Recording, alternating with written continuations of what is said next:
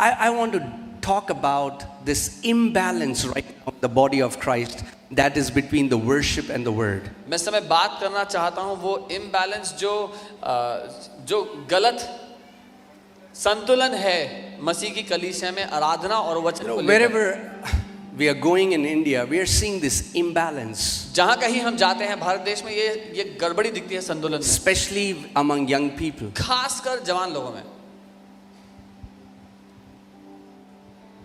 where they can worship for 8 hours. 8 घंटे आराधना कर सकते हैं वो, but they are living in a wordless Christianity. लेकिन वचनहीन मसीहत जीते हैं।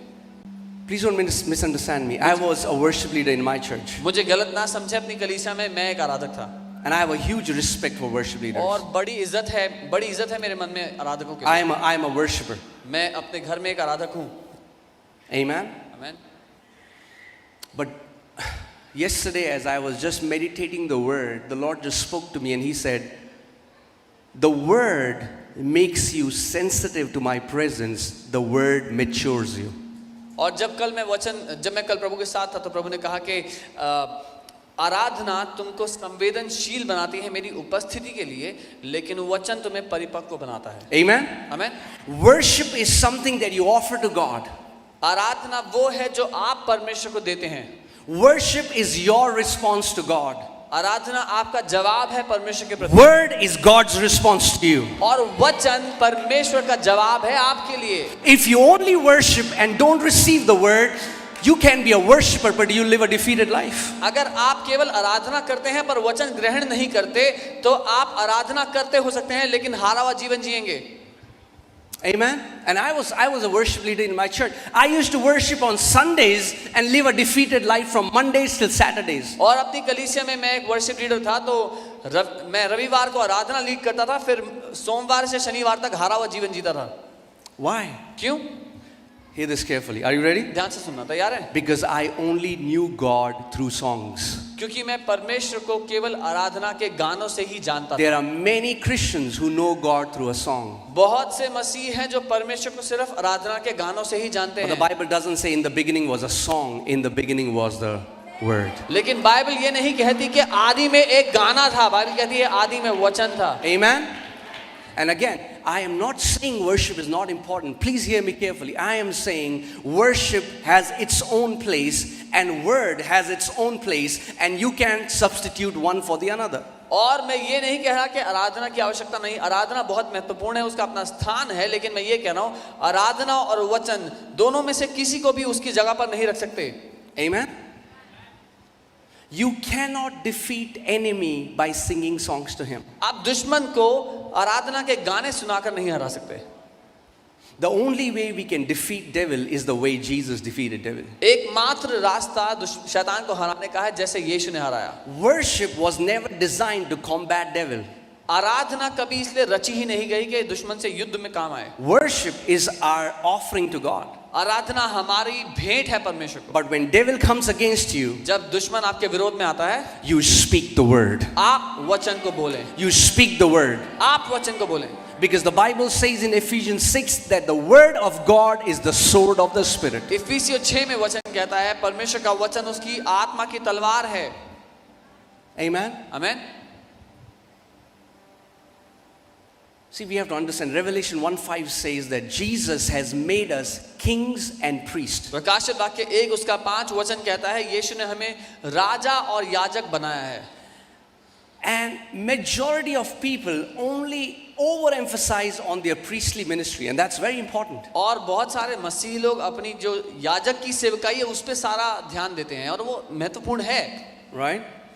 But he didn't just made us priest. पर परमेश्वर ने केवल याजक नहीं बनाया हमें। Whenever you are giving, you are worshiping, you're singing a song to him, you are adoring him, that's your priestly ministry. जब कभी आप आराधना करते हैं, परमेश्वर को सराहते हैं, ये आपका याजक की सेवकाई जो आप परमेश्वर के प्रति करते हैं। But then you turn around as a king. लेकिन फिर जब आप घूमते हैं उस उपस्थिति में से and एक you राजा take की dominion तरह, over cancers, over tumors, over poverty, over everything that has bound you. और आप अधिकार लेते हैं कैंसर्स के ऊपर, ट्यूमर्स के ऊपर, हर परिस्थिति के ऊपर जो आप पर शासन करने का प्रयास करती है। Say, I am a priest बोले मैं याजक हूँ and I am a king. और मैं राजा हूँ।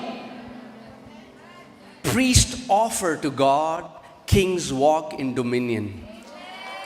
याजक परमेश्वर को भेंट चढ़ाते हैं, राजा शासन करते हैं. And a beautiful example of a king priest in the Old Testament is King David. और राजा याजक का एक खूबसूरत उदाहरण हमारे पास पुराने नियम में राजा दाऊद था. He's a worshipper. वो एक आराधक था. He loves to worship जिसको God. आराधना करना बहुत पसंद है. But same David says लेकिन वही दाऊद कहता है that I have hidden your word in my heart. कि मैंने तेरे वचन को अपने दिल में छुपा लिया I है. find my delight in your law. तेरी व्यवस्था में मुझे आनंद मिलता है. The same David who was worshiping God was the same David who was slaying the head of giants. और वही दाऊद जो परमेश्वर की आराधना करता था, वही दाऊद दानवों के सर काटता था. So we have to do both. हमें दोनों करना है. Amen? Amen. You are a priest, आप एक याजक हो, you're a king. एक राजा हो. There is very little teaching on how to walk in your kingly anointing. बहुत कम शिक्षाएं हैं कैसे हम राजा के राजस्व में जिएं. If God just wanted you to be a priest, He would have kept Adam and Eve in heaven. अगर परमेश्वर चाहता कि हम केवल याजक रहें तो आदम हवा को वो अदन में रखता. But God kept them on the Garden of Eden. लेकिन परमेश्वर ने उनको अदन की वाटिका में रखा. And what was the mandate? और क्या निर्देश था? Be fruitful, फलवंत हो, multiply, बढ़ जाओ. subdue, walk in dominion. फलवंत हो, बढ़ जाओ, पृथ्वी पर प्रभुता करो और राज्य करो, वश में कर लो. So hear this. Your priestly ministry connects you to heaven. आपकी याजकीय सेवकाई आपको स्वर्ग से जोड़ती है. Your kingly ministry manifests heaven on the earth. और आपकी राजकीय सेवकाई उस रिश्ते को पृथ्वी पर प्रकट करती है. And we need both. और हमें दोनों चाहिए. Amen? Amen. Thank you for tuning into today's video. We hope this video has blessed you. Please share it with your friends and loved ones. Make sure to subscribe to our channel, like and press the notification bell. This will keep you updated with our latest sermons and teachings. Thank you. आज की video को देखने के लिए धन्यवाद. हमें विश्वास है कि इस वीडियो ने आपको आशीषित किया है.